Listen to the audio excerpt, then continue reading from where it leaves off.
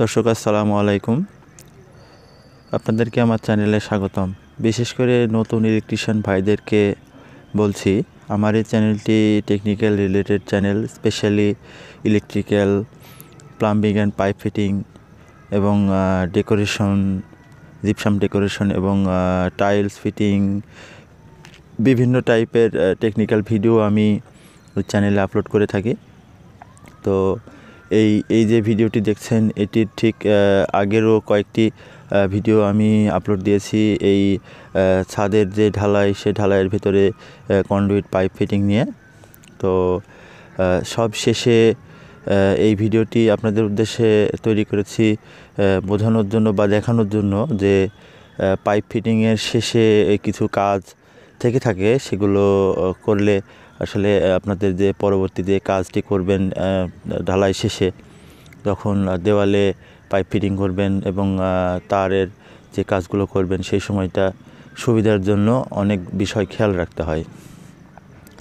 তো বিষয়গুলো হচ্ছে, যখন আপনারা ছাদের যে এই যে পাইপগুলো ফিটিং দেবেন, ফিটিং দেওয়ার পরে যেদিনকে ঢালাই হবে, সেই ঢালাইয়ের দিনে কিছু কাজ থাকে। অনেকেই আমরা সেটা আসলে আমলে নেই না। আমরা সচরাচর পাইপটি ফিটিং করে দেওয়ার পরে সেখান থেকে চলে যাই।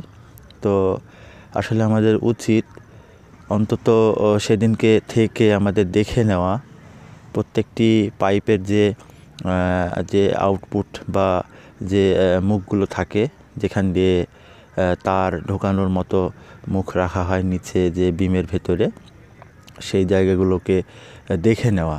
কারণ ঢালাই যখন হয়, যারা ঢালাই করে তারা তো মূলত ইলেকট্রিশিয়ান নয়। তারা পাইপের যে রক্ষণাবেক্ষণ বা পাইপটা কিভাবে থাকবে এবং কি করলে পাইপটি ভালো থাকবে, ফেটে যাবে না, সেগুলো তো তারা খেয়াল করে না। কারণ সেটা তাদের কাজও নয়, এটা বলা বাহুল্য তাদের কাজ নয়। সুতরাং তারা সেদিকটা অতটা খেয়াল করবে না। এই বিষয়টি সম্পূর্ণই আমাদের একটি বিষয়, আমরা যারা ইলেকট্রিশিয়ান রয়েছি তাদের বিষয়। কারণ কাজটি তো আমরা করেছি, তাই না?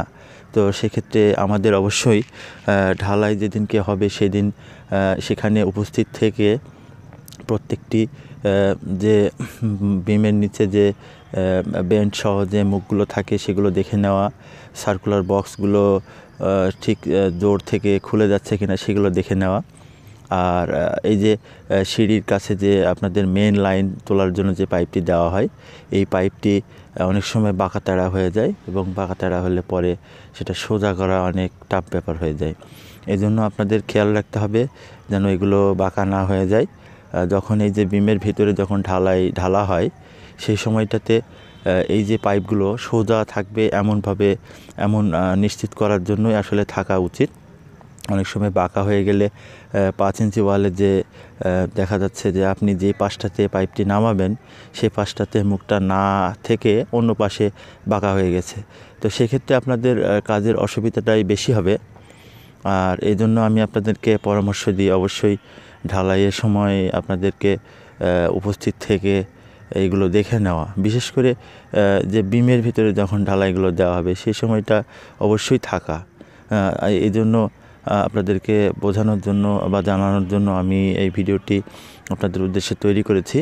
আর আরও একটি বিষয় আপনাদেরকে বলবো বলে আমি এই ভিডিওতে দেখানোর জন্য আমি আপনাদেরকে দেখাবো জিনিসটা।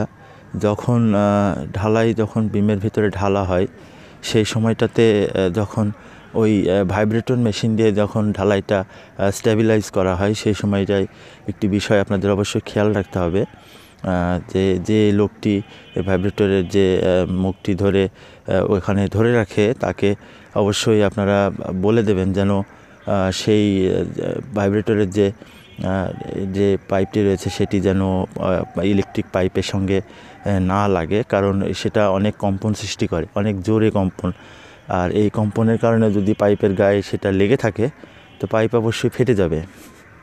এই জিনিসটা তাকে বোঝাতে হবে বা তাকে বলে দিলে সে হয়তো বা শুনবে, কিন্তু অনেক সময় তাদের খেয়াল থাকে না।